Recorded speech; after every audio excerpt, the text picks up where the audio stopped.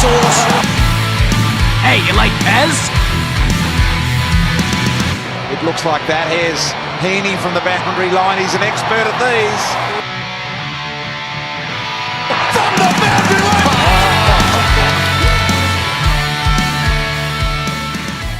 Hello and welcome to Behind the Boundary podcast. I'm your host Pez. I'm here with Sauce and we are very, very excited to get into round 19 of the AFL season. Sauce, we're sitting here as the best punting AFL podcast in the land.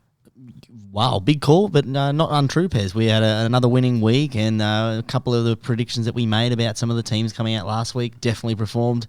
Some of the other teams, though, that we'll mention shortly, definitely didn't perform, Pez, and quite honestly have probably cost their season and their finals hopes in 2022. They can put it to bed.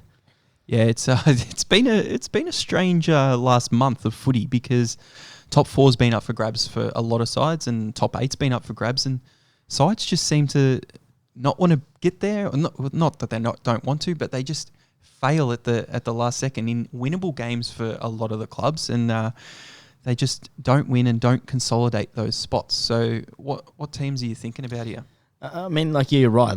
We have this every year where certain teams sort of squander opportunities and, don't put to bed games and teams that they should. And, in the teams that come straight off the bat for me, you've got Richmond. They've gone 2 out of the last 3, 2 out of the last 5, sorry, and actually it is 2 out of the last 3, but 2 of the last 5 they've won, and they've lost a game after the siren to the Gold Coast Suns, which up by 40 points. Boom, that should be a chalk win. That should put them at 40 points. A game clear of the Bulldogs, and then they lost last week as well to North Melbourne. That should put them at 44, and that puts them at top 6, Pez, and sort of pushing top 4. Yeah, with a percentage at the moment of 115, if they get those 2 wins, they're still around the same percentage if it's a low win, but they're on 44. They'd be above Carlton, who a lot of people are raving and ranting about, and they'd be equal with Sydney, 1 game behind Collingwood, 1 game behind Fremantle, 1 game behind Brisbane, which would be 3rd. Yep. And now they find themselves 3 games out of the top 4, and it could cost them a shot at another premiership. Yeah, definitely. You look at some of the other teams. I think Gold Coast definitely has probably shot their season in the foot, Pez, with that disappointing performance to Essendon. They had a really, really disappointing a game that they should have won against Port Adelaide, and a game that they should have won against Collingwood as well. So you look at the same sort of thing. These games that are under 10 points that these teams are losing. I mean, Gold Coast and Essendon went under 10 points, but they're games that they should put them there. And Gold Coast are going to cost them their first finals appearance in the franchise history. Yeah, well, let's speak about Gold Coast for a second. Usually Gold Coast, the story is, they'll play well in the first 6 rounds. They'll pick up, 2, 3, 4 wins maybe, and then they'll be disastrous for the rest of the season. This season, they weren't as great in the first 6 rounds as they usually are. They struggled a little bit to find form. There was personnel issues and things like that. When they got it going, they won a few really good games and they had some good wins, some of the greatest wins in the club's history. The greatest win in the club history. And then Essendon on a little bit of a roll, a little bit of a tear, winning a few games. And then they come down away from home, an opportunity to really put their hand up to say, hey, we're here at the end of the season and we're actually going to fight for a spot in the 8. And they've cost themselves by just not showing up, losing by 8+ goals to an Essendon team who, haven't been impressive at the start of the season and are just starting to hit their tails now. But it's realistically, Pez, the Gold Coast list is better. Is better than the Essendon list, and they've really, really squashed the opportunity. If they won that game against Essendon, they're sitting at 36 points, equal in the 8, Pez. And look at their run home. They've got Brisbane, so probably a loss. West Coast, Hawthorn, North Melbourne, and Geelong. So there's 3 wins that would put them 3 more wins. They'd probably get in the 8. Exactly right. But they're going to finish probably bang on 9th, and they're going to finish probably percentage out of the 8, which again, it's disappointing because you're right. When the team has got it together, and they are, well, I don't know if they are as young as everyone says they are, but when they do get it together, they're consistent, they put on they perform, they're a good side to watch. But my question is, Pez, with Gold Coast, Touk Miller, he's not going to be your best player in a premiership, is he? Ever? Well, he's not, no. So like, that's what's the ceiling for them then? Like, do you know what I mean? Like, for what they're building, it's great and all that, but they need to be having better talent at the top. So their middle of the range talent is really good, but Touk Miller's not going to be a premiership captain. So what are you saying with Touk Miller? Like, I think they need to move him on and get some more pieces in there. I think King is going to be your starter this year, but I think not this year, next year. Yeah. Next year, sorry, but I think that if they moved took Miller on, a little bit controversial because they're obviously trying to keep players there. Yep. They can get some nice pieces back. They don't need him to get 30 or 40 touches because he's not making that same impact as some of the other superstars in the league.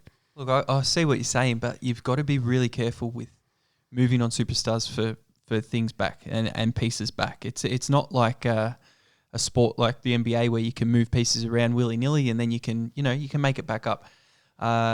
North Melbourne, their list management over the last 5 years has been really poor, and it's got them down in the dumps. So Gold Coast, they don't want to start doing that. Touk Miller, one of the good guys, has actually come out. He committed to the Gold Coast. He showed them in the time of need, and he said he was the first player to put up his hand and go, "Yep, I'm good. I'm here for the long run. I'm ready to go." So I don't think personally that's an option. That definitely I can see where people would say that and where they could, pick up some more draft picks and pick up some people that are going to be in the next premiership. But it's important for Gold Coast as a club. They've got to make the finals. And I know every team should be vowing for a premiership, but Gold Coast aren't in that boat. They need to make the finals first. They've never done it in their history. 10 plus years, 11, 12 years, I think they've been in the competition. So that's what they need to do first. And if Touk Miller can help them do that, either this season or next season, it's a good one for me.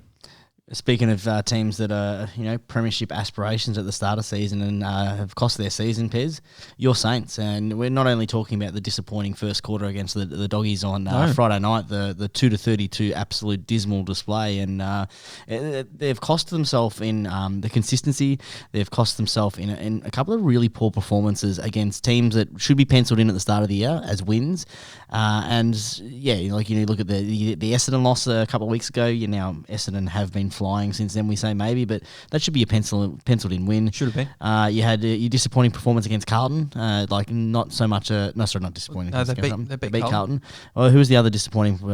Sydney. You wouldn't expect to win that away from home, but you didn't compete. Yeah. So they've gone there and they've shown the fans that we're not going to put the effort in, or we're not going to compete, or there's personnel there that are too comfortable, and something to do with the culture. I heard Brett Ratton come out this week as the coach and say, your people's spots aren't safe. If you get dropped from the team now, you're going to have to work really hard to get back in. And he's saying some people are on their final chance. Now, you know me, and I speak to you about footy a lot off the podcast source, and I've said to you this season that there's some players there, and I've named names. How do they keep getting chances? How are they not dropped already and having to work hard to get back in? So the culture that builds when those players aren't dropped and come back in, it's not good. You look at Dan Butler as a small forward, hasn't performed this year. No, he hasn't performed in the second half of last year.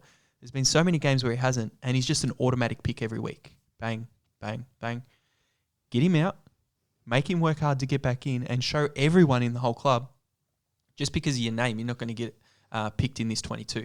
I'm glad that you brought up that, Pez, because there's a bloke in your reserves that is averaging 30 touches. He's been back a couple of weeks now. He hasn't had a great run at St Kilda, mainly because of injuries.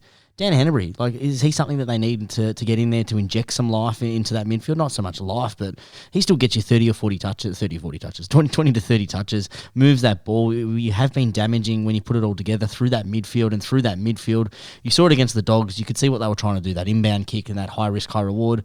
They need someone to look after the ball in there. Is he the answer to come into that side and sort of mix things up a little bit? Well, something's got to be mixed up, and something is mixed up this week with Zach Jones, another one who they've given him, I think, too many weeks. They've given him, because his disposal's not great. Yes, he wins the ball sometimes and can get a centre clearance, kick it out, but then our forward line's not functioning there either. So it's just not working. Zach Jones dropping is good. Does it send a message now? No, because it's way too late. But it's late. It'll be good to get someone like that out of the midfield for the minute.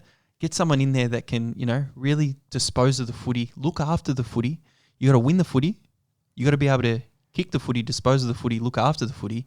You got to be efficient, because if you're not, you're going to get scored off turnovers. And the Bulldogs showed the league that in that first quarter, scoring nearly every goal off a St Kilda direct turnover.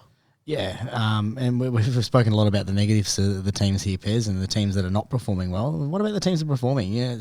Collingwood, under the radar, Pez, have run the last 8 games, Pez. The last 8 games, and we talked about games that, teams are losing that they shouldn't have. They've won, I think it was 50% of their games are under 10 points. Yeah, like a 4-point wins to even some bottom sides. Like, they got lucky against the Crows on the weekend. They got lucky against the Suns. They're just pipping. They got lucky against North in that last quarter. They're just sort of slowly going under the radar. Is it something that is the sign of a good side? Obviously you got to win those close games, or is it a slow burn when it comes to finals? They're going to get exposed. Look, you do have to win that game, but I'm in the boat that they're going to have to be exposed when you get that cemented top 8 at the end. Yeah, they'll be there, but I'll be really surprised and shocked if they're able to go anywhere past the second week, even the first week in the finals, because to win that amount of games under that amount of points, they were losing a lot of it last week and finished bottom 4, and that's what people thought would happen this year. Now that they're winning every single one and escaping, they don't deserve to be where they are. Kudos to them. They've won those games, but next season their list is going to be very similar. Source, they win, half of the games that they won this year. They're not actually there. So I don't like the position that the Pies sit. Speaking of positions, good positions to be in, Pez. We spoke last week and we wrote off Fremantle last week. I wrote off Fremantle last week. I think you said that they could still win it, and we both wrote off. Did not say that they could win it. No, we maybe I said they could win it, and you said no. We both had the Swans out of it. Huge upset on the weekend. Sydney Swans are the typical Dr. Jekyll and Hyde outfit that they are so fun to watch and they're exciting. And when that forward line is, not so buddy centric, I think anyway, they're really great to watch. When Chad Warner's he absolutely ripped it up on the weekend. He's great to watch. He's just a crash test dummy. As well, just a crash test dummy, mate. He just runs in there, hits blokes, and he just likes the physical contact. You like to see that. But where do these two teams sit? Fremantle and Sydney, they're both teams that would see the premiership window open, and especially in this year where, we thought it was all Melbourne's to lose and they're not performing. Brisbane's not performing. Geelong sort of is just up there, which no one thought. It's a very open season. Can these guys, what's going on with these two teams? I don't think even if Fremantle finish in the top 4, I don't think that they're going to be able to get into a position. Home final though, Pez, if they finish top 4. Yeah, home final in the second week, but then they've got to travel for that third week, and they're probably going to travel to Melbourne, Geelong, teams like that, maybe even up to Brisbane, and I think they'll find it really hard to win in a prelim there. Sydney, for them to have a chance, they're going to have to finish top 4, Source, and it's looking like they are only one game out, but they've cost themselves. We speak about it all the time. They've shot themselves in the foot time after time this season, and it's just really disappointing when you actually tip them to finish top 4 and you say, yep, I think Sydney are going to be really good. And then they drop the games that they shouldn't, and then they win the games that, everyone writes them off and they're really big underdogs. So Sydney, they've got the talent there, players, they've got game winners, which is what you want at your club. Game winners. And you look at their last month. Sydney, they lost to Essendon. That puts them at 48 points, sitting equal third. And 2 weeks prior to that, they lose to Port Adelaide. Now Port Adelaide at home is a different story, but for a team that everyone expects and their list is good enough to be top 4. Gold Coast at home. Exactly right, Pez. Like that's 3 wins. That realistically, a Sydney side that, if you are an interstate side, a great route to the actual AFL Grand Final and a premiership. It's finish top 2. Is finish top 2, finish top 4, so you can get some of those home finals and limit the travel. And they've shot themselves in the foot, Pez. Big test for Fremantle this week. Blockbuster Friday night. Nat Fyfe playing his first game on Friday night since his last Brownlow year. Wow. Huge stat. Yeah, there you go. Just a random stat. Hashtag useless stats. There we it just shows you that Fremantle that have not been performing since that Brownlow year, and that they're not getting those marquee games. And with the brand of footy that they're playing this year, it's good that they're being rewarded on that Friday night with a big blockbuster against the Tigers. Good that they get that and go from there. But we've got the race for the top 4, the race for the 8. It's still alive in round 18, which is fantastic. And teams don't usually come out of the 8 this deep into the season, but it can definitely happen, Source, where if you're in the 8 now, some of those teams aren't too safe. So you need to win the games that you're meant to win, and then you might need to pencil in a couple of others as well. Now, just before we get into the main crux of the show, Source, a thing that wasn't on the agenda, just without notice, I'm sure you've thought about it this week though. The AFL have once again come out and altered the interpretation of the head high No, that wouldn't happen. The AFL has an integrity and they have a dedication to the rules, Pez. They never change anything don't mid-season. try your humour here, Source. Everyone knows that the AFL pieces of shit in some cases, and this is the same thing. But Jack Ginnivan has been milking high free kicks, and then umpires have been interpreting him a little bit differently in the last few weeks, Source, and not giving into his antics and dropping at the knees and things like that. As a Geelong fan, Joel Selwood's been manipulating that rule for his career for nearly 15 years. They didn't change the rule back then or the interpretation. What do you think of the AFL coming out this week trying to change the interpretation for one player who is 18, 19 years old? I hate it, Bez, because you are right. I think the rule has been manipulated, and probably most obviously through Joel Selwood in his attempt to lift the other defender's shoulder above. But we also see other players, like Pendlebury used to do it a little bit in his career. Luke Shuey's done it. Shuey does it all the time still. I have to tell you this. I had a great chat with a Bulldog supporter over a beer this afternoon. And he goes to me, yep, you got Shuey, you got Selwood, named all those players. And then he goes, Lockie Hunter. And I said, what? Lockie Hunter, I've never seen him do that. He goes, yeah, he tries to do it and he fails miserably and gets caught holding the ball every single time. But it's, those bigger body midfielders, not bigger body midfielders, it's those players that play a lot bigger than they actually are. But the difference is, Pez, for those players that we mentioned, we know that they do it, but when they do it, it's not even that big of a moan and groan when they do it because they don't carry on about it. So when they don't get that free kick, it's just football as normal, Pez, because they're not expecting to get the free kick. It's a tactic they're using.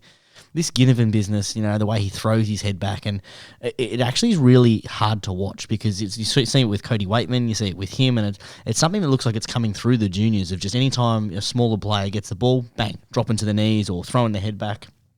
I don't love the AFL actually making a rule specific for that or, saying that we've got more leniency and we're interpreting the rule different for different situations. But we know the AFL do that anyway, Pez.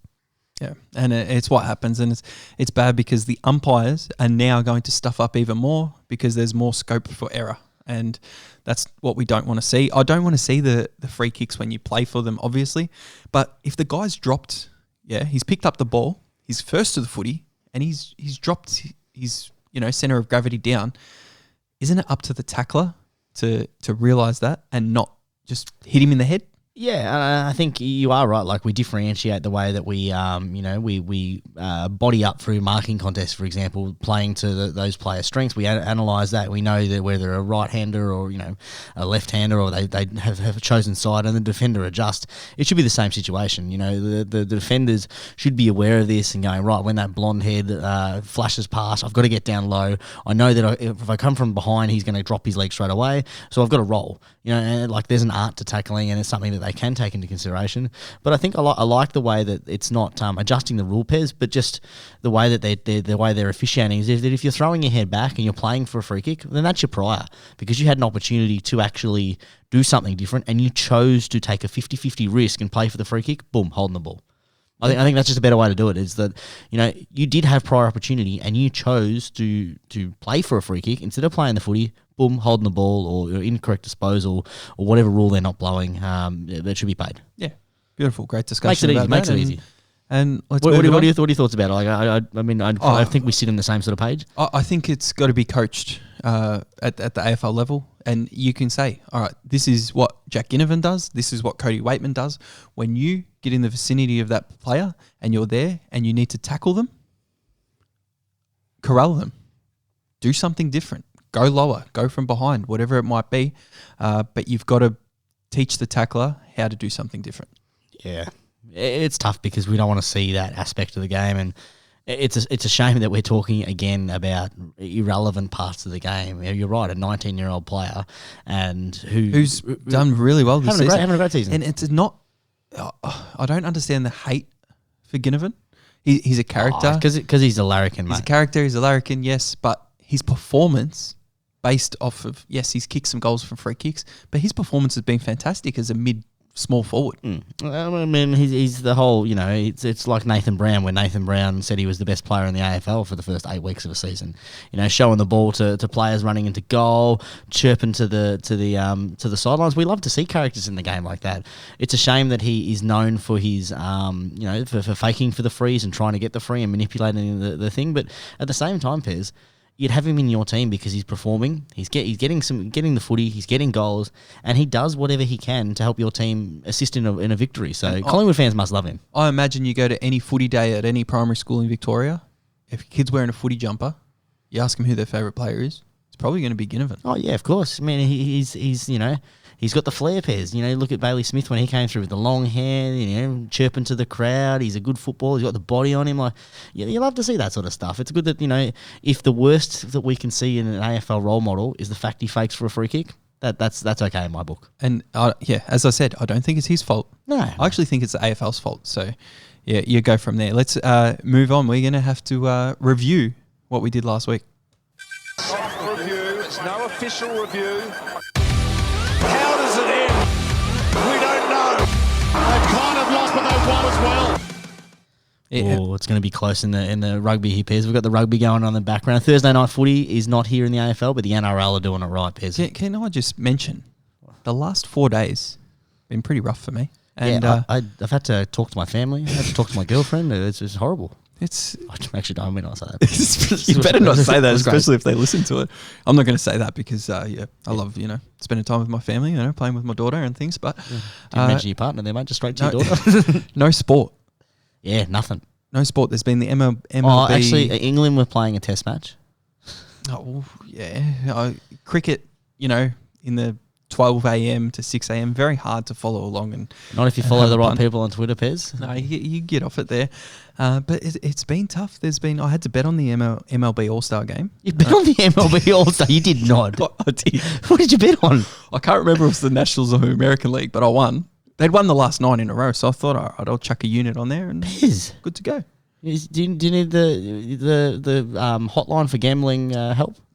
People have mentioned that before, and Do you? if I was to call gamblers help, what do I say to them? Hey, gambling's helped me buy my house. It's helped me buy. I thought you were going to be big like screen TV. I thought you were going to be like it's not a problem if I'm good at it. Like, I don't know. is the problem that I'm taking too much money, that I'm putting the betting agencies out of business? That I'm getting banned left, right, and centre from promotions from all these. Speaking of different banned things. Pez, it's getting close with Moneyball, I think. Getting close, is it? Well, before we get into that and get into the specials, let's have a look at round 18 and how we did source. It would seem like we won, millions of different units, or one big, as Pez. some would say. Let's have a look. We've got Friday night. We had St Kilda versus Bulldogs. We were head to head. Ouch! And Pez, I made the error of a little bit of a heart. It was a bit of a there. heart. Yeah. A little bit. Shame your but, team's no good. you wouldn't be mistaken for thinking plus 7.5, plus 8.5, plus 9.5 was a good price there for St Kilda, but it didn't end up being because it didn't win. So 2 units lost there, and then also a unit in the multi from Tab because I had St Kilda in it, but I also had Fremantle in it later. I did say I didn't love it, Yeah, we've but I had to put all it made on. that mistake, haven't we? No bonus from it either because I actually got 2 legs wrong in that. Which but is rare. Which is rare for us, Pez, not to have a bonus from that multi. Yes. Normally, are one kick away, and we're not crying over missed bets. But it's unlike our strike rate. We go about 66%. yeah, and it's unlike me to start the round on the Friday night down 3 units. Yeah, wow, big. yeah, 3 units. Yeah. Yeah, well, I had a bonus bet, Pez, so I didn't put any money down at all. But I did return a nice $50, so two units returned on the Bulldogs. It was pretty money in the bag, I think, that one, Pez. I think you definitely had a heart bet in that one. Yeah, love to see it. Then the next game we didn't go on, Adelaide and Collingwood. Had it in my multi, Pez, and I spoke about it last week how I wasn't going to put a bet on that game as a result because I have it in my multi not to lose twice. Oh, that's interesting. It is interesting. Looking at the bet slip, but the next game was the Brisbane Giants Free game. money. Free money. It was, and I'm kicking myself Me because too. I put the bonus on, and I loved Brisbane 40 plus, but the line 10.5. I was saying to myself, I can put 2 bets down. I know it's against our rules or whatever, but when those rules went out years ago. when it's free money, I should have done it, and I didn't do it. But I had a little same game multi. I had Charlie Cameron to kick 2+ goals. I had Brisbane 40+, and because of that, I did the over at 174.5. Makes sense. And it didn't come up, but it didn't come up for me. So I was very No, disappointed. but it came up for one of our punters, Pez. You got called out, or actually he congratulated you. A little bit of a backhanded thank you there. Yeah, a little bit of a Bit of a thank dig. you, but he cheekied me, he said. He cheekied And you. shout out to Mug Punter because he got a $15.79 get. Yeah. And that's just beautiful. You got 1 unit on that plus 15 units. You gotta be loving that. Brisbane 40 plus, which ended up, he did say, a little bit dicey towards the end source. It was close. Where a couple of things, but the under was pretty safe when it was 7-7 with about 5 minutes to go in the first quarter. But Cameron kicked his 2, and I'm glad someone won off the bookies because I don't care who it is that wins off the bookies, as long as someone does. And Mug Punter, if you took some of that advice and you made it your own, and you're a smarter man than me. Yeah, definitely the smarter man than you, Pez. I had Brisbane just minus 10.5. Free money, as I said. I should have gone more units, but I'll take 3 games in, Pez, and what's that? 4 units up. Yeah, you gotta love it. I didn't have a bet in the North Richmond game, Source, and you were, I'm not going to say close because you weren't really close in the end. I was close. Oh, were you? Yeah, I was real close. What did I say Yeah. before the game? Yeah, Jack Siebel will play in the forward line. What happened? Well, he did play in the forward. He had 7 touches at half time, finished with 9. It was good. Oh, Yeah, it was all right. But I had the over 158.5. Well, that got up, and the North Melbourne plus 60.5 Pez. Well, if they won, Yeah, they won, so that got up as well. And you're right, I had the wrong leg in it, Pez, but I've gone a lot safer this week. But I escaped with a bonus bet, so I've put that down. Oh, very good. And I didn't put a bet on this game either. Carlton versus Geelong, Source. Yeah, I love this one, Pez. Geelong to win between 1 and 99 with the Bet Nation $5, my cheeky little $10 on that. Do they have an Love app it. yet? Yeah, they do. They got I got a message today saying join our app. So some great specials. So Was this?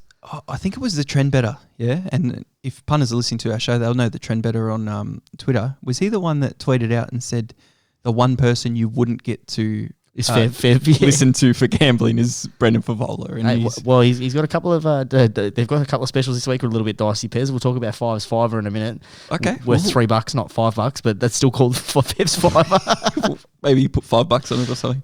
The next game was the Fremantle Sydney game, and Whoa. I was sitting in strife with no wins yet, and I'd Fremantle Sydney. I wasn't too sure about the results, so I put either team 1 to 24 was my main leg here, Source, and that was fairly safe for the majority of the game, under 188, knowing these two sides and the SBS Stadium. So 2 units on that to return that and get a green tick. I really enjoyed that.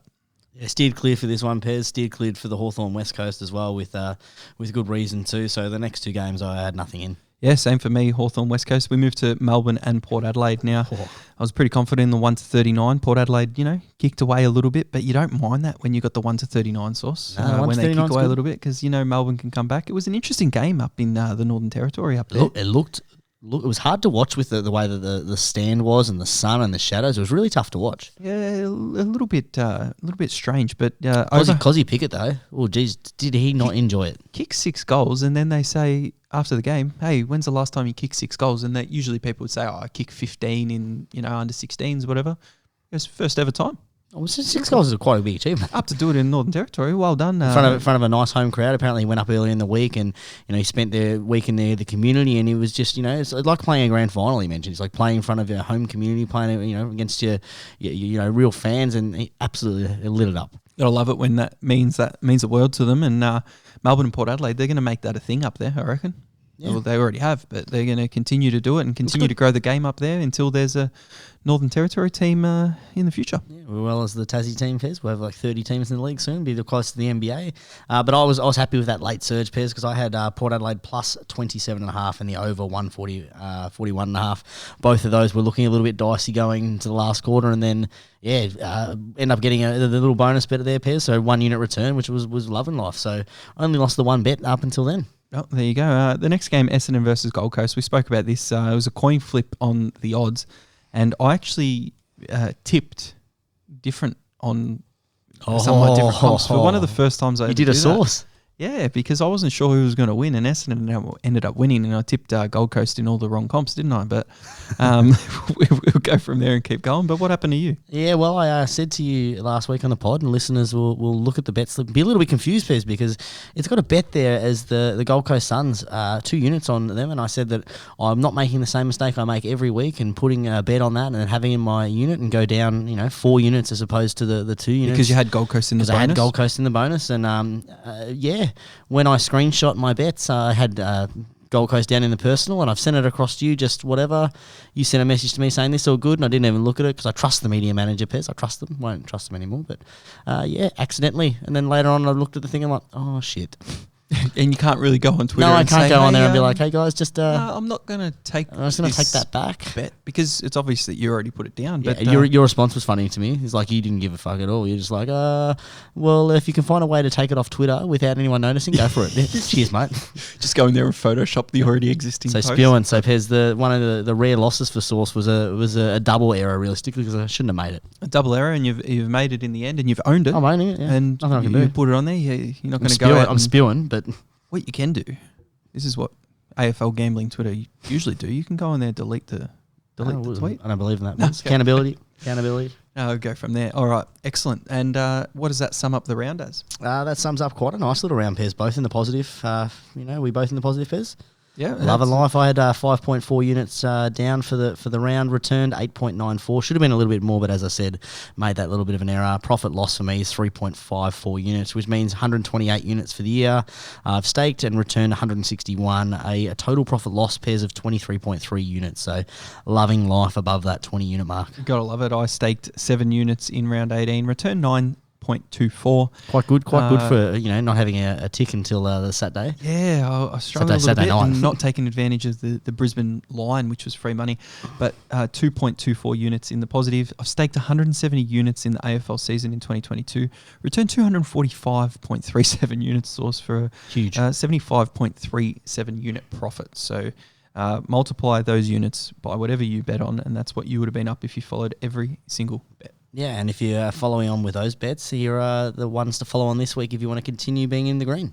The fact that the size of the bets was relatively small. Now Bex with an opportunity about 50 metres out. I was with a mate, and we were getting sort of ready to leave, and he said, I think I'm going to whack 10 on Maxi. Do you want some as well? And I said, Oh, yes! Yes! Yes!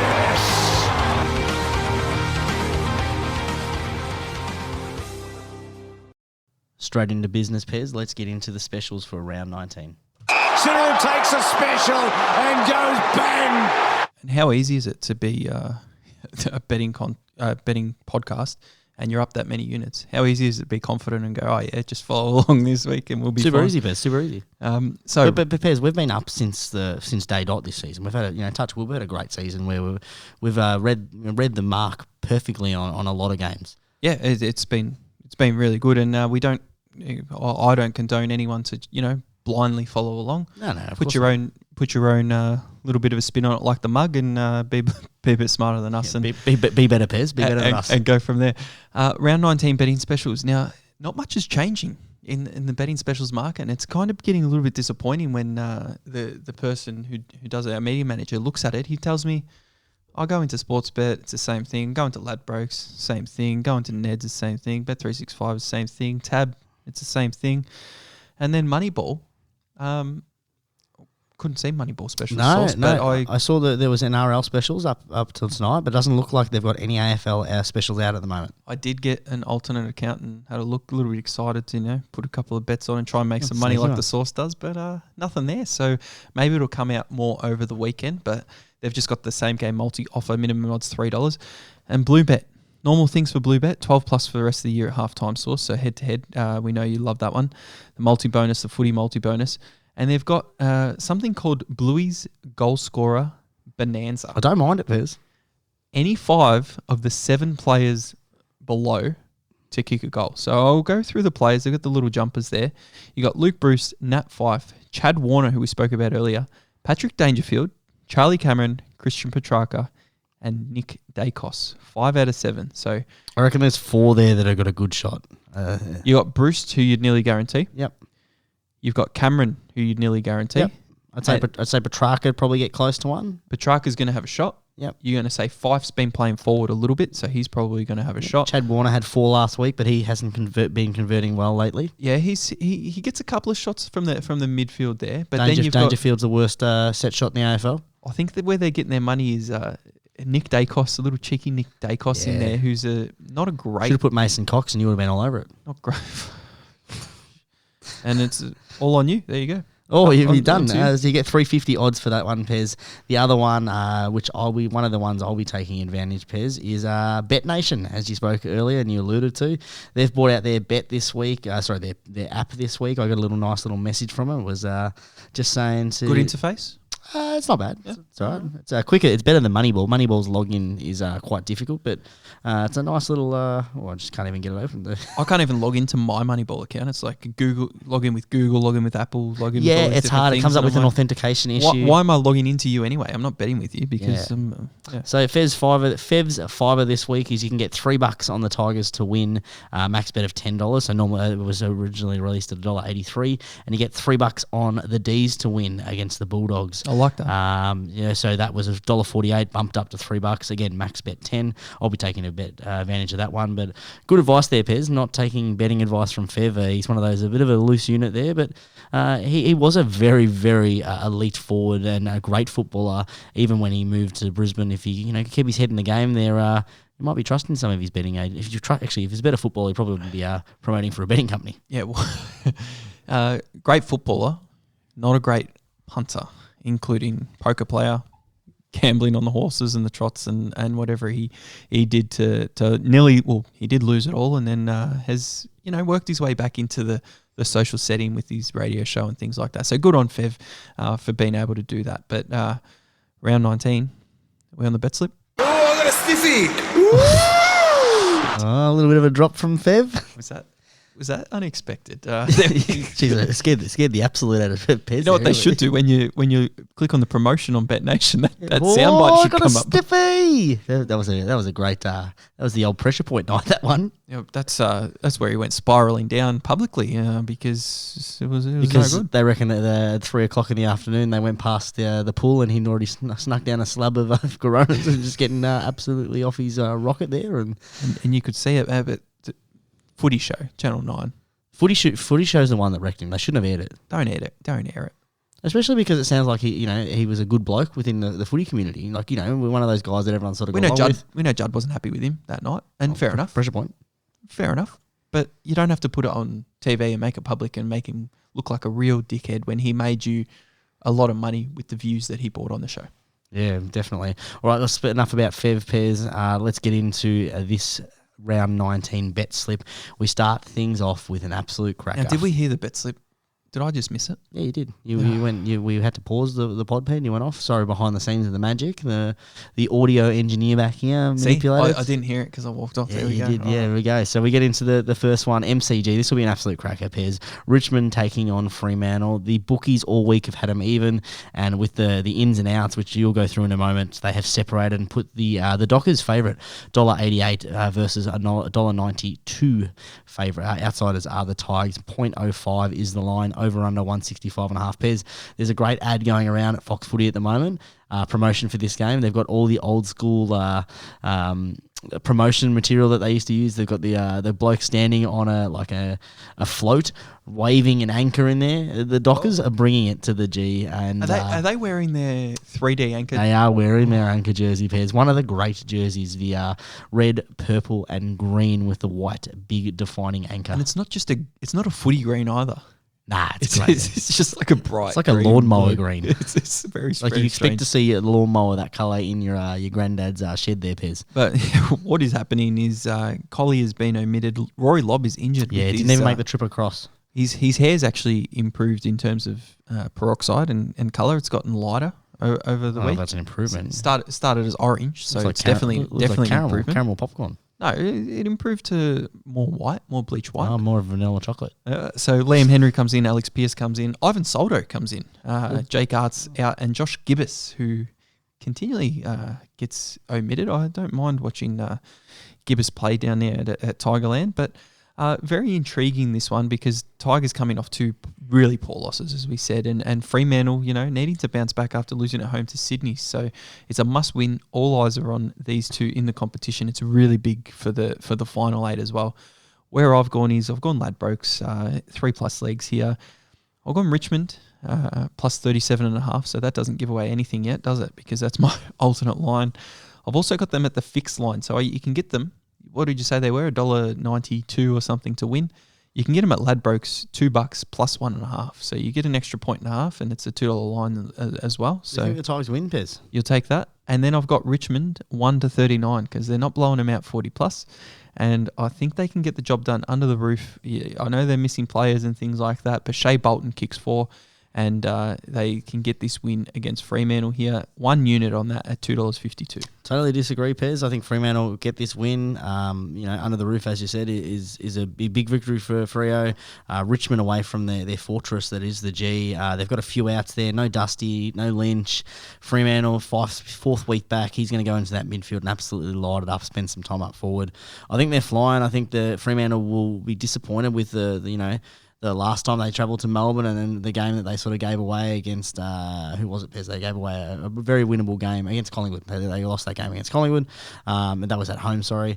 I think they get this game. I've gone 2 units, Pez. I originally put down 4 units, actually. I originally had 4 units down. That'll be a first. But I pulled the rein back when I looked at Bluebet. They don't only maximum $50 for the 12 plus, so I pulled that back. I thought there's no point risking extra for no return. I put Fremantle $50, 2 units, Pez, $1.90, and again Friday night we're head to head, and that's worked out all right for me the last 2 weeks, so I'm happy for that. What was would you remind me about the week before? Because you would remember every time you go head to head and beat me. It was a win. That's all I need to know. If you look up the week before, Pez, and I'll be able to tell you the bet. But you're making shit up. Bullshit. I did win the week before. I know I did. Because you would remember exactly the bet and the odds and what you staked and things like that if you beat me. It was I've gone far back there, Piers. We're back Carlton. You got around 3, are you? Is that the last time you beat me head? Well, last week it was the Dogs. I had the Dogs pipping them, and the week before it was Sydney versus the Dogs, and we both were 50-50 in that game, so we didn't bet on that one. Maybe it was the week before. Yeah, talk out of your ass. Yeah, cool. Let's get on to the next game. Speaking of games out of your ass, this will be an absolute spectacle, Pez. Saturday afternoon. And before you keep going, because of that, this is why when Sauce just makes up something and sounds confident, you don't always believe him because you got to call him out sometimes. I was just trying to get the media, up and about with me, Pez. The social media following. There's a lot of love for you this week, and I don't like it, so I'm trying to get involved. All right, we get into the Battle of Tasmania, Pez. Loser, rumour has it, is moving to Tasmania, and Alistair Clarkson will coach the loser of this game in Tassie. It's held at Bloodstone Arena, North Melbourne versus Hawthorn, 3:30. Outsiders are North Melbourne after an impressive first victory in a long time. $1.32.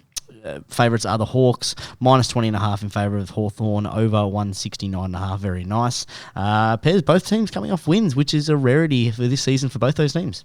Yeah, and North, as you said, a long time. The last win was in round 2 against a COVID-depleted West Coast. And it was a struggle. To beat a side that was in the 8 and really needed to win. And we know Richmond didn't kick straight, but North, to their credit, they did. Zerha, he looked good. They were able to get it done, and they've got a little bit there, North, and come out in the media where Clarko, we'll welcome Clarko to the. Of course, we won't even interview him. Not even interview him. Why would you? Why would you? Why would you interview someone comes into the doors in a suit? North Melbourne should just give that person a job. Don't even worry about it. No one's going in there to check out the resources. Just be like, oh, we're actually selling Bibles. Just hey, you're in the job. You're in a suit. Here's a polo. Go there, face the media over there. You're playing half back this week. Now with this game, looking at it first, I thought, North Melbourne at home. They're at Bloodstone Arena, but Hawthorn, that's probably more so their home. Because they've played down there a bit, down in Tassie, and I don't mind Hawthorn at the line here because the line's usually, 40-plus points for a North Melbourne game. And I've been on the plus the last 2 weeks on North Melbourne, which has been worked out really good against Collingwood and Richmond. But Hawthorn here, minus 20.5. I've put that in my same game multi. I've also put them in as plus 15.5, that first plus over $1.10, just to get that in there. And I rarely put in goal scorers. So I put in one last week with Charlie Cameron because I thought it was a bit of value and a definite win. And this week I've done the same thing. 2+ goals. This player is paying $1.90 sauce, which is rare. Was it a Rare backman? occurrence. Oh, I'm tipping he might play back, but it's Jack Gunston coming back into the side. So I'm risking his position of where he plays because we know Mitchell Lewis is playing up there, Luke Bruce is playing up there. Can we fit Jack Gunston in there? But he likes to kick goals down in Tasmania. So I've got him 2+. $3.69 this gets me, and I put a unit on that. Yeah, Pez. I actually, when I first saw this game and I saw the odds $3.30, $32, I'm sitting there going, tell you what, North Melbourne's going to be a good little get here at about 27, 28.5, but it comes in at 20.5. I think it's the wrong line. I think that if this game was 28.5, 29.5, close to that 30, that 5 sort of goal mark, you'd flirt with North Melbourne. I don't trust North Melbourne. I definitely don't trust Hawthorn. We know that the last couple of weeks we haven't been. They can capitulate as well. Exactly right. So I think North Melbourne, they would have exerted a lot of their energy last week. I think that they can stay within 30, but at 20.5, I'm not touching that. So I'm steering clear for me, Pez. Oh, steer clear. Beautiful. Head to Sydney, who need to consolidate their win from last week against the Adelaide Crows. Yeah, surprised with the odds in this one, Pez. $1.10 favourites are the Swans. Very Crows short. outside $6.50 after an up and down sort of, we said Jekyll and Hyde sort of Sydney performers early in the year. The line really blew my mind. Minus Massive. 40.5. I nearly touched that line on my on the iPhone. On the Nearly touched iPhone, that, but then plus also 40.5. the total game points pairs very low scoring, 156.5. I'm not sure of the weather there or what's going on, but that's the odds for the Sydney versus Crows pairs. I mean, we know that it's a no-brainer. Sydney need to win. They win, it sort of bumps them up and keeps their top 4 hopes alive. Adelaide, they've been really underwhelming this year. They've got a couple of good players that are coming through the ranks. Phil Thorpe seems to be really someone. Keys, our man Keys, he's performing in there, but Sydney can't. Sydney can only lose this game. That's the only thing that can happen. And they can't afford to. That's the thing. They need to consolidate that win from last week, as I said.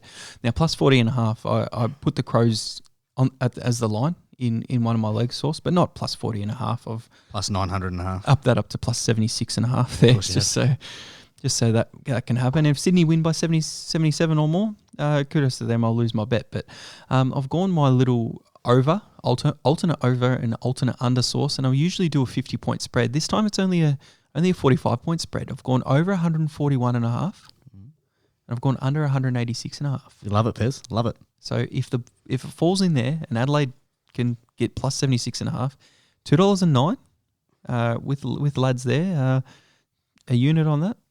I really like this one. Love it, Pez. And the reason I knew so much about that line is because I followed your lead here, and I've done the alternate lines over and under. A 50-point spread is exactly where I've gone. Well, it's a 40-point spread, but in the same sort of vein. That 155 is extremely low, I think. But, the bookies generally get that pretty right. So I think if I've got 40 points either side of it or 20 points either side of it, I'm pretty good. Sydney Swans, just the head-to-head win, Pez. $1.10 there makes the job done, means I can still get my bonus bet there. A 131.5 is my alternate over, and the under is 171.5 Pez. That gives me odds of $2.24, and I've chucked 2 units on it. So I was just taking 4 seasons for you to follow along with some of my strategy. It took me 4 seasons to understand what the hell how it was working. The other week you explained it to me, and a light bulb moment went up. I think you actually saw it on the pod. Me actually understand about. Well, the other week in one of the pre-shows, Source asked me, he goes, how do you get your line? What do you do there with your little over-under? I've worked it out. Very good. I'm looking forward to seeing more of them, Source. Oh, that's the only one. No, not today, but in the future. No. Hopefully it pays off, Pez. As I said, I've been trying to work out the actual metrics on it, but I looked at my spreadsheet that I've got, and the 155 came up really low, and I'm like, you know what? The bookies generally know something, so the bookies don't just get that wrong that often. But 40 points, 20 either side, love that. So we head on to the Q Clash, Pez. If they're still calling, I tell a lie. We head off to the Twilight game at Adelaide Oval. Port Adelaide taking on the Cats. 235 favourites. Outsiders are the Power. 157 favourites are the Cats. Minus 8.5. Pez is the line. Over under 154.5. Is it pretty rare for the Cats to be away from Alphabet Stadium at the moment, isn't it? No, happens all the time. Oh, we played away last week. Yeah, I know, but a lot of games. We played away at where did we play? MCG last week. Yeah, down the highway. But this is the same trip. It's just down the highway a little bit more. Carlton played away as well, because that's not there. Yeah, I know. That was home weird. ground. Yeah, so stupid. There you go. Well, it's probably our home game actually. The G's our home game. He's when we play Richmond. Oh, there you go. Port Adelaide have been liked by the bookies in the past month, Sauce. They have. I mean, So- they're winning games. They were a top 4 team last year. They played in the prelim last year. Because after their start to the season, no one was on them at all after losing the first 5 or 6 games, and you can get Geelong here for $1.57 or $1.58, Love as you it. said, by themselves. What I've done is I've gone with Neds, so I can get that bonus on the Saturday if it fails. Geelong plus 28.5 on the fixed line. Geelong just to win the match, and then Geelong 1-39.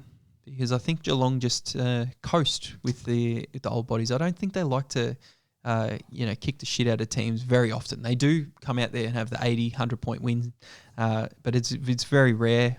At Adelaide Oval as well, I think the Cats win 1-39. So if that happens, all my 3 legs get up. $2.15, 1 unit on that. Yeah, Pez, you know where I'm going. 3-leg same game multi. The Cats, I totally agree, Pez. I think that they are a team that doesn't smash teams. But with that, the way that their forwards are playing at the moment, there's not that chance that they can actually leak goals at the end. Port Adelaide at home the last couple of weeks though have shown that fight to the end. I've gone Geelong minus 8.5. I think that line is really low. 8.5 for a team that's sitting top, that's won the last 7 out of the 8 games, playing against a team that realistically the bookies are loving at the moment, but they've had a really rough season. They were disappointing against Melbourne last week for half the game. I think that Geelong, who traditionally play well in Adelaide, will get this game. I've gone pick your own alternate line over 133.5 pairs, and Tom Atkins, my man, he is back in the 15 mark pairs, and this is one that the bookies have got wrong. He comes in at $1.40 pairs. 40. And it's an overreaction, obviously, for Dangerfield playing last week and Selwood. But last week, he still got 17 touches. So he still has not missed. He's missed it once this year, the 15 or more, and that was round 11. He had 14 touches, 17 tackles. Exactly right. Yeah, exactly right. So he just missed out. Overreaction. Put that in all your same game multis, fans, because that is an absolute lock. I've gone 2 units with that one, pairs at $2.66. Oh, there you go.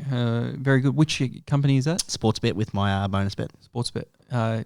Just out of interest, I'll be checking what he's paying on the other ones personally later on. What was that? Oh, just to see if the market's the same. Oh, Because yeah, you'd see if sometimes they the got it right market's or a wrong. little bit of Skewed. you can see a little bit of a difference, and then you can jump on some value. Compare the markets all the time. Well, I couldn't find. I tried to put him in. What was it? The Neds one. So Neds don't release their 15 plus until like Saturday morning or Friday morning, and it's a bit frustrating because you want to put the 15 plus in there because they do the alternate handicap, and Sportsbet don't do the alternate handicap always. So it's a little bit frustrating that you got to negotiate between apps. But anyway, get on to the Saturday night Pez. There's 2 great games there. They got the Q Clash. That's hard to say. Brisbane versus Gold Coast. The winner has bragging rights of all of Queensland. All the great land. $1.28 favourites are the Lions. $3.60 outsiders the Suns. Minus 24.5 is the line. Over under 172.5. Pairs, they expect a high scoring game. I think this game will be very close. I think it'll be a lot closer than that minus 24.5. Brisbane's forward line just have not been converting. I think their 3 forwards at the moment ranked in the league as a forward line are ranked 17th out of 22 for performance and scoring shots. Oh, there you go. Very interesting indeed. But one where you look at here and where you look at who's going to win is the ins. 5 ins to the best 22. Yeah. Adams, Berry, McInerney, Boom, Rich, boom, boom, Zorko. boom. Bang, bang, bang, bang, bang. All in. They lose Coleman, who's been playing pretty well, but then they lose players that are, just fringe players just coming in. So Brisbane strengthened really, really well here.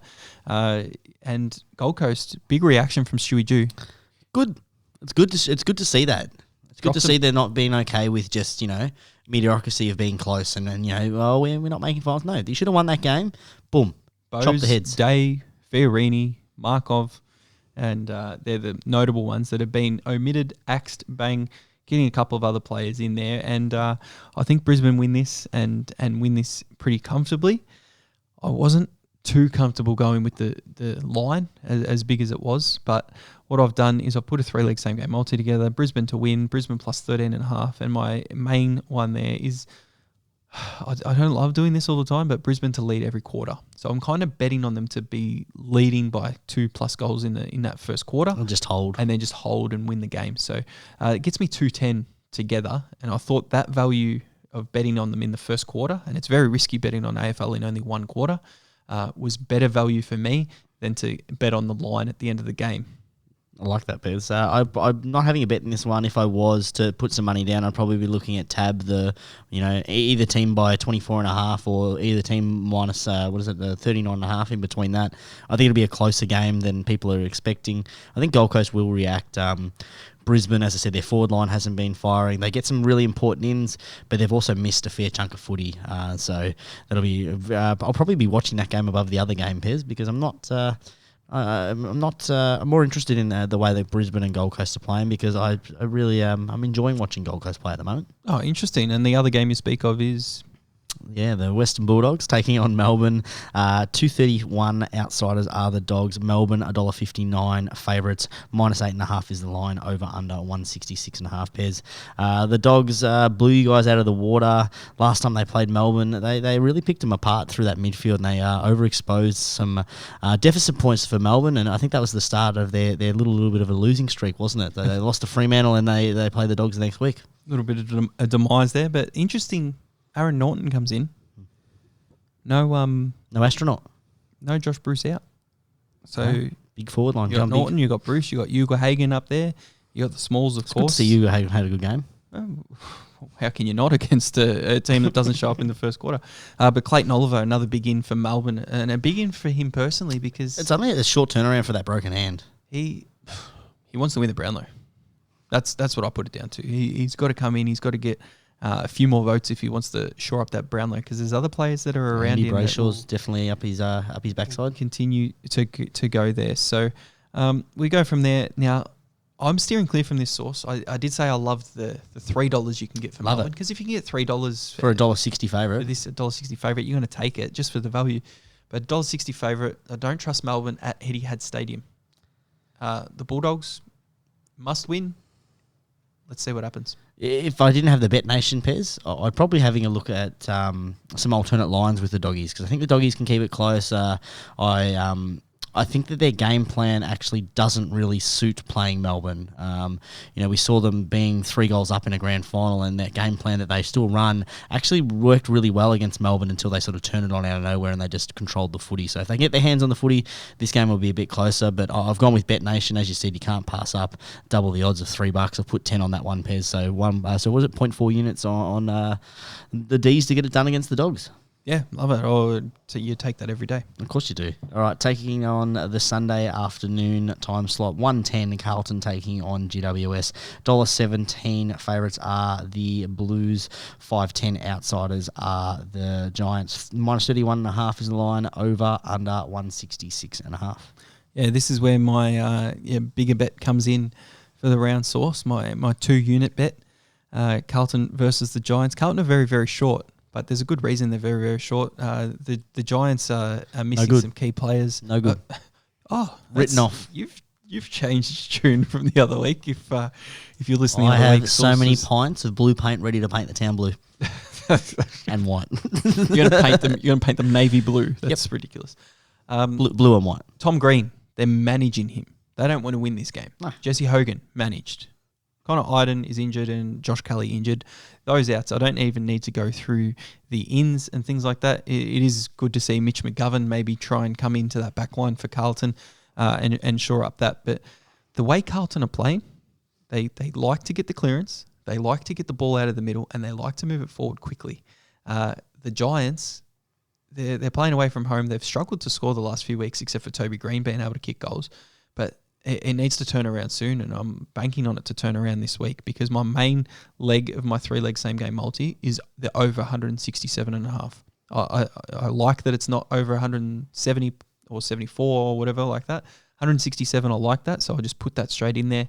I put an alternate over of 138.5 in case that one doesn't get up, and Carlton to win the match, $2.15, my 2 units, as I said. Like that, Pairs. I've gone alternate line over 153.5. Carlton plus handicap plus 5.5. And I think that whilst the GWS have a lot of outs, Carlton, they do like to move it forward, but they I think they don't really thump teams, Pairs. They seem to struggle to finish teams off. I think this game will be close. And my main leg is the 1-39. I've put 1 unit on this, $3.21. All right, ooh, take it. Ooh. You can't take it to the bank yet, but it's a Decent punt. Yeah, well, it's 2 out of 3 that'll definitely get up. As I said, they've got the one risky one. All right, Pez, speaking of risky, I'm actually going to this game, and it's risky because I hate both teams. Collingwood taking on Essendon. $1.72 favourites are the Pies, and $2.13 outsiders, the Bombers. -5.5 is the line, over under 167.5 Pez. Both teams in ripping form. Essendon of, 2 on the trot. Collingwood, as we mentioned earlier, 8 on the trot. So can Collingwood make it another close win, or is Essendon going to continue this winning streak alive and those finals hopes alive, Pez? I've seen a lot of squiggle ladder predictors where they've got a lot of weird things happening with like 7 or 8 draws happening and teams losing. And Essendon making the and finals. Essendon making the finals. Oh, piss off. Even if they make the finals, they're still going to keep their streak alive of not winning one. But the odds are close, and for good reason, because Collingwood, you can't trust them. Is it going to be a close game and they're going to just get the chocolates, or are Essendon going to, perform how they've been performing in the last month of footy? Steering clear for me, definitely. But you going to the footy reminds me, Sauce, and I don't think I've told you this, but I just became a gold AFL member. Yeah, you told me last week. Oh, yeah. I did tell you last week. Well, there you go. Yeah, So guaranteed tickets. So I will definitely, you can sell them to me this year, Pez. guaranteed tickets. So I'll need tickets because the Cats are there. Might need tickets in the grand final. So you could donate them to me. That'd be nice of you. maybe a big markup of 4,000%. We'll see how we go. Oh, with all the money I'm going to win on this pod, Pez, I'll consider it. You'll pay it. Beautiful. All right, especially when I get. Cinnamon takes. Oh, geez, we're going extra special, Pez. I actually Cheeky. trying to pick this button. That's how special my cheeky is, and I hit it twice too when I was trying to turn it off. And it's late, Pez. All right, I've gone big in this one, Pez. I think the Bombers can get this done. We spoke earlier about Collingwood. Probably the ladder position doesn't properly reflect where they are, and we saw these two teams have a cracker of an Anzac Day.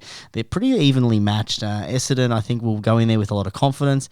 Collingwood will go in with a lot of confidence, but I don't think that confidence is warranted. They've sort of just scraped through a little bit. The last couple of weeks, they've had some, they performed poorly against North Melbourne, probably could have lost that game, poorly against the Crows. I think this is one of those ones that, that's a should have won. They're going to slip up, and it'll be a right time for them. I've gone Essendon 1-39 in my line, over 167.5 as the alternate total game points, and Nick Hine to get 20 or more disposals. He's been an absolute ripping form, averaging about 24.5 Pez. I've put my bonus unit on that, Pez, so no money spent at all, but $6.25 odds that one. Oh, yeah, very cheeky putting the bonus on that one, but going on the Bombers' way. I am. I think the Bombers can get it done. All right, Pies fans won't be happy to hear that, but we can just skip the Essendon fans, they haven't been happy with us all year, so we're all good. They can skip the next game if you want. I'm not interested. Yeah, I wouldn't be interested either, Pez. This is a really scary place for the Saints because they're a big chance to lose this game the way that they're performing. No Paddy Ryder. And no Paddy Ryder, Pez, who's been one of your best. This is a huge danger game for the Saints. West Coast are outsiders at 321. So if you want a little bit of cheeky value, jump all over the West Coast Eagles. St Kilda not performing. They're away from home. Their finals need to be staying alive with a win here, Pez. $1.35 favourites, very short for how terrible you've been in the last couple of weeks. -19.5 is the line, over 165.5 Pez. I know you have no interest in it, but our fans love hearing your insight about the Saints because you do offer something that a lot of podcasts don't offer, Pez, a great analyst of the footy. Tell me how the Saints can, control this danger spot in the schedule. And the reason it's such a danger spot is because the West Coast away from home. We know they get looked after by the umpires and creative affirmation, and that's not just saying for this week for St Kilda game. Well, they won't have the noise, Pez, because they don't go when they're not winning. Well, in saying that, watching them against Carlton, there was a lot of noise around in that second quarter when they're kicking goal after goal. They've still got talent to be able to do that, and it's just if they get motivated enough or not. I think it will come down to effort, and West Coast Eagles will be able to control who wins this game, because if they put in the effort, they tackle well, they will beat St Kilda, who are down in the dumps. Ratton's put the ultimatum out. It's too late. It's round 19. Too late. They're equal 8th on points, outside on percentage, but their run home is nothing crash hot, and I think the morale around the club is down. Zach Jones omitted, I do like. Wangani Malira, who I've liked, a bit of a flashy player around, and he's turned it over a little bit, but I don't think you drop him at this stage, and you've got some players coming back in. So Seb Ross will come back in and look after the footy, which is weird me saying that because 5 years ago he was a butcher.